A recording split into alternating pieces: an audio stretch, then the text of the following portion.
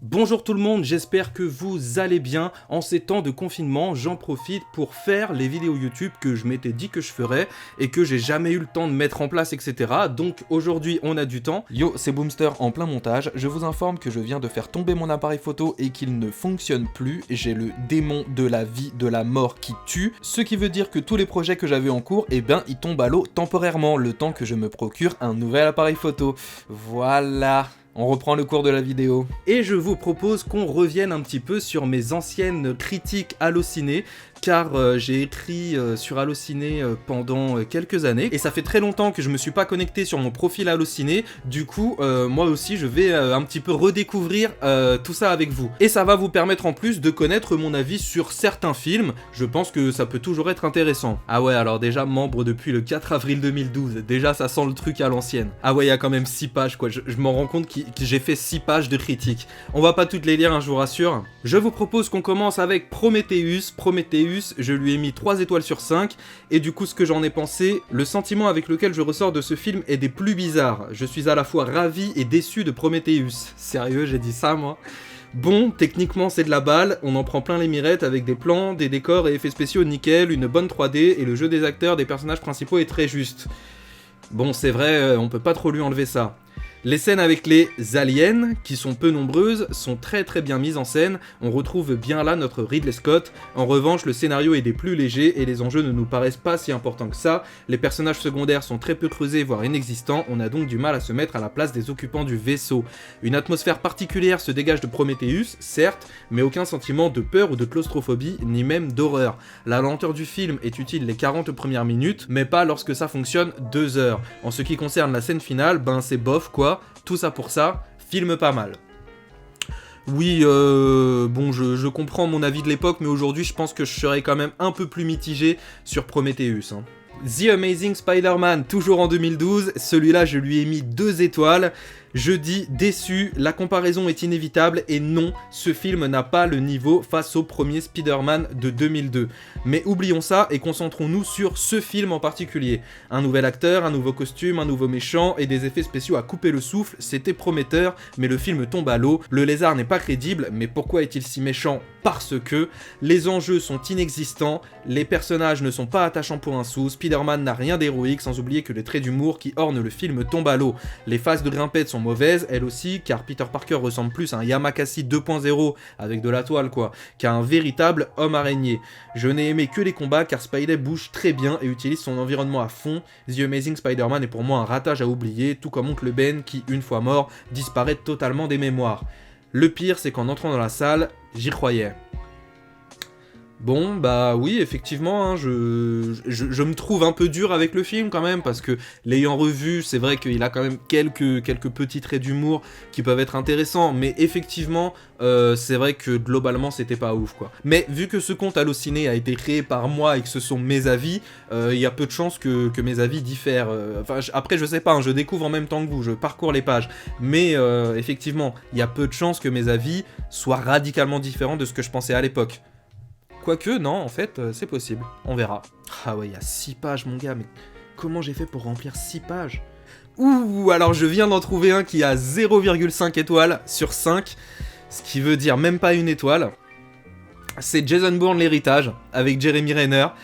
Alors, j'en ai pensé prout, le bide absolu, jamais vu un truc aussi mauvais au cinéma. Le film se résume en 3 mots, fugitif, fugitif et fugitif. Le film est inintéressant, on est perdu au bout de 1 heure, trop long, les enjeux sont inexistants, les personnages sont vides de sens et de personnalité, l'intrigue simpliste et complexifiée à longueur de temps, ce qui m'ennuie beaucoup, il n'y a que très peu d'action, c'est archi mal filmé, le personnage de Jason Bourne est évoqué à longueur de temps, bref, c'est nul, quelques beaux plans parfois et certains dialogues peut-être bien écrits. Pour le reste, ce n'est pas le néant total, c'est bien pire.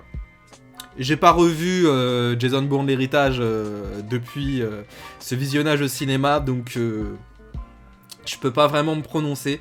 Mais effectivement, c'était un très mauvais souvenir. J'y étais allé avec Liméa, ma pote de l'époque, et effectivement, tous les deux, on était ressortis archi dégoûtés, quoi. Ah tiens, un Pixar que je n'ai pas du tout aimé, j'en ai parlé dans ma vidéo sur En Avant, pour le peu de gens qui l'ont vu. Rebelle. Un très mauvais Pixar, malgré de belles images et un début accrocheur, on se rend compte que l'histoire ne contient aucun enjeu réel, il n'y a pas d'aventure, pas d'action, pas de méchant. On se demande pourquoi le personnage a un arc à la main. Même les musiques finissent par devenir fades, il reste à Rebelle un humour parfois maîtrisé et des personnages plus ou moins attachants pour la plupart, à éviter. Alors j'ai jamais revu Rebelle, mais effectivement le souvenir que j'en ai, c'était vraiment pas un film de ouf. Bon, sans surprise, Django, noté 5 sur 5, qui ne fait pas partie de mes films préférés, mais qui est quand même un très grand film que j'adore et que je revois plusieurs fois par an, Django, je crois que c'est mon Tarantino préféré. Alors voilà ce que j'en ai pensé, j'ai détesté Boulevard de la Mort, et j'ai beau l'avoir vu 3 fois, Inglourious Basterds reste pour moi un film vraiment pas terrible. C'est un autre débat, on l'aura peut-être un jour, mais c'est un autre débat. C'est donc avec appréhension que je suis allé voir le dernier Tarantino, c'est vrai.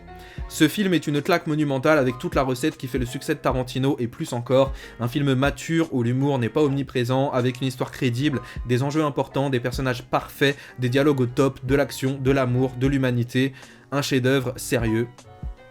Voilà, what else ? Qu'est-ce que je peux rajouter ? Effectivement, Django Unchained, si vous ne l'avez pas vu, s'il y a des gens parmi vous qui n'ont pas vu Django Unchained, regardez-le, c'est vraiment un très très très grand film qui mélange beaucoup de tons différents et avec succès, et c'est un film qui dure 2h30 mais qui passe comme un film de 1h20. Donc c'est vraiment dingue, regardez-le, vous allez vous attacher au personnage, vous allez mourir de rire, il y a de l'action, il y a du sang, il y a des rebondissements, du suspense. Vraiment Django, c'est... J'adore Django, ça s'entend ou pas ? Et en restant dans les grands films, et celui-là je pense qu'il y a moins de monde qui l'a vu que Django, c'est J'ai rencontré le diable, un film que j'adore, qu'il faut absolument voir. Je dis souvent, ce film aurait dû être une série, effectivement, je le disais à l'époque. Et vous savez quoi ? Je suis sûr que vous avez deviné, on est ici devant un excellent film avec un scénario sans cesse en évolution, une réalisation dantesque, des acteurs et personnages parfaits, des dialogues intelligents et sincères sans oublier une morale implacable. J'ai rencontré le diable nous emmène avec lui dans un déluge de violence, de vengeance et de pulsions profondes, à ne rater sous aucun prétexte. Par contre, j'ai oublié de préciser que le film est quand même interdit aux moins de 16 ans et qu'il est très très très violent. Pour ceux qui l'ont vu, vous savez de quoi je parle, donc voilà. Si vous n'avez pas l'âge requis ou si vous êtes un petit peu sensible, passez à côté parce que effectivement, niveau hémoglobine, violence physique ou psychologique, ça y va. Petite surprise, je me rends compte que j'ai noté Les Trois Frères Le Retour 3,5. Ce qui veut dire que c'est un bon film. En tout cas, à l'époque, je le pensais. Voyons voir. Je préfère regarder ce film qu'une comédie de Danny Boone, Benoît Poelvoorde ou Kad Merad. Les Trois Frères Le Retour n'est pas au niveau du premier film, c'est une évidence, mais il arrive cependant à se forger une identité et à me faire rire. Les personnages sont restés les mêmes, les vannes font mouche, l'histoire est sympathique, les situations sont cocasses, sans oublier que le jeu des acteurs est excellent, excepté la petite de 18 ans qui n'a rien à foutre dans le film. Les inconnus sont restés les mêmes et ne changent rien à la recette qui fait leur succès. C'est drôle, léger, loin d'être révolutionnaire. C'est Les Trois Frères 20 ans plus tard, à voir. Oui bon, effectivement, je trouve que Les Trois Frères Le Retour n'est pas mauvais, je ne comprends pas tous les sauts de merde qui se prend sur la gueule.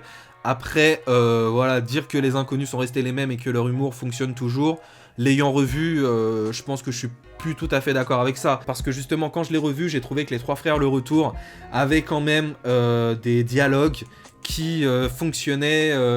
pour un humour des années 90, enfin les inconnus, j'avais l'impression qu'ils étaient restés 15 ans en arrière quand ils ont fait ce film, et effectivement dans l'écriture, dans les vannes, dans le truc, dans la chat, dans la manière dont on se répond, la manière dont les gags sont orchestrés, quand on compare ça à du Franck Gastambide ou à du Philippe Lachaud, on se rend compte que Les Trois Frères Le Retour, il a quand même quelques années de retard. Mais ça reste néanmoins pas dégueu. Ah bah tiens, en parlant de Philippe Lachaud, Babysitting.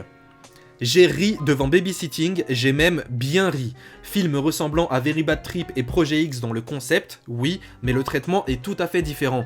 Des personnages très drôles, des punchlines, aucune vulgarité. On se retrouve en immersion totale dans un film complètement taré, mais en mode bien taré, digne de Michael Youn. Une très bonne comédie française qui prend le parti de l'audace et de l'humour cinglant. Moi, j'adore. Effectivement, Babysitting 1, c'est pour moi le meilleur film de Philippe Lachaud, de la bande à Fifi, donc ouais. On va en faire encore 2 ou 3 et puis on va s'arrêter là, le but c'est pas de tout lire non plus. Alors, un film que j'ai l'impression d'être un peu le seul à aimer au monde, Jurassic World. Pouah, Quelle excellente surprise! Jurassic World rend ses lettres de noblesse à cette saga enterrée après le très mauvais 3e épisode. Que dire? Presque tout est bon dans le film, l'histoire est entraînante et rythmée, les personnages sont courageux et intelligents, les dinosaures sont plus dangereux que jamais et le suspense fait enfin son grand retour. J'ai retenu mon souffle devant Jurassic World et rien que pour cela le film mérite les honneurs. Sans oublier qu'il n'y a jamais eu autant de morts dans un Jurassic Park, ce qui vous donne une idée de la violence des nombreuses scènes d'action. Quelques légers défauts néanmoins, les personnages secondaires sont un peu délaissés et les hommages au premier film sont trop peu nombreux. Une bombe, déjà un classique. Ouais, enfin ça c'était quand le film est sorti, hein. Finalement je me suis rendu compte que Jurassic World, ça allait plus être décrié que adulé. Et en parlant de contre-tendance, une saga de films que tout le monde adore et que j'aime pas beaucoup, quoique non, je suis de mauvaise foi, tout le monde n'adore pas cette nouvelle saga, mais effectivement il y a beaucoup de gens qui aiment, il s'agit des nouveaux Star Wars, et j'ai fait une critique sur Le Réveil de la Force, une sacrée déception. Commençons par le positif. Le Réveil de la Force dispose d'une réalisation superbe, d'acteurs impliqués, de dialogues intelligents et de scènes d'action correctes. Malheureusement, ce sont bien les seules choses que l'on peut garder de ce film. Le principal défaut du Réveil de la Force est que ce film nous montre une nouvelle bataille entre l'Empire, rebaptisé le Premier Ordre, et les rebelles qui ne sont plus censés l'être car ils ont gagné la guerre. On nous sert donc cette histoire illogique d'une manière si naturelle qu'on ne peut qu'avoir un sentiment de gâchis concernant les épisodes qui ont précédé. Le Réveil de la Force sape complètement les événements du Retour du Jedi, qui voyait la chute de l'Empire et le retour de la République galactique, à croire que Luke, Han et Leia se sont battus pour rien durant leur jeunesse. Passons. Le scénario, lui, n'est qu'une vague reprise du 4e épisode qui suit quasiment le même schéma narratif. Les enjeux restent limités à la destruction de la nouvelle arme du Premier Ordre. Le méchant n'est qu'une mascarade qui, en plus de ne pas impressionner, ne donne aucun mobile à ses agissements. L'héroïne se découvre des talents grâce à la force sans suivre la moindre formation, ni même avoir rencontré un Jedi de sa vie, sans oublier qu'un bon nombre d'incohérences, de timing parfait et de comme par hasard grossier nous sautent aux yeux. Le drame, la sagesse, le mythe et la magie se sont totalement enfuis de cette saga qui ne reflète en rien ce que j'appelle être du Star Wars. Surpris, vous êtes ? Voilà, hein, j'ai pas grand chose à ajouter. Pour le coup, je suis 100% d'accord avec ce que j'ai écrit à l'époque et l'épisode 8 et l'épisode 9 n'ont pas redressé la barre. Au contraire, on est allé encore plus loin dans le what the fuck et le mystère pour le mystère et l'histoire bidon pour avoir à raconter quelque chose. Donc voilà, très déçu de ces nouveaux Star Wars, hein, vous le savez, si vous me suivez. Donc voilà, j'en ai fini pour cette vidéo. Si jamais ça vous intéresse d'aller sur ma page Allociné pour me lire, vous tapez Boomster, c'est le même blaze, B2OMSTER. De toute façon, je vous mets le lien dans la description de cette vidéo. J'espère que ça vous a intéressé d'avoir mon avis sur ces quelques films qui dataient. En tout cas, moi, ça fait 1 an ou 2 que je suis pas allé sur cette page Allociné et ça m'a fait vachement plaisir de relire un petit peu mes avis sur certains films. Il y en a certains qui ont changé, il y en a certains qui ont resté les mêmes. C'est le temps qui passe, c'est joli, c'est la vie. En tout cas, merci à vous d'avoir regardé cette vidéo. Je vous invite à liker, à commenter, à partager, à vous abonner. On se retrouve très très vite avec du nouveau contenu. Prenez soin de vous, à très bientôt et restez à la maison. Salut!